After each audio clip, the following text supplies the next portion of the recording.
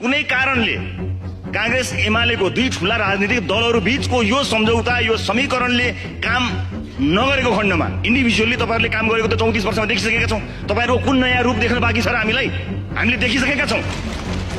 अब बाँकी रहेको छ सँगै मिलेर देखाउनु होला, हेर्न तयार पनि छौं हामी। तर कथम कदाचित एमाले र कांग्रेसको गठबन्धनले पनि काम गरेन भनेपछि त्यसपछि के हुन्छ भन्ने कुराको अन्दाज छ तपाईहरुलाई? सोच्नु भएको छ तपाईहरुले?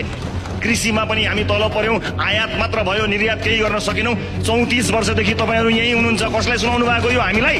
नयाँ भर्खरै आएका दल जसको संसदमा 1.5 वर्ष मात्र भएको छैन, सरकारमा हाम्रा मामलामा पहिलो पटक 1 महिना, अहिले 4 महिना, यो 5 महिनामा यो देशको हरिबिजोग हामीले बनाएको।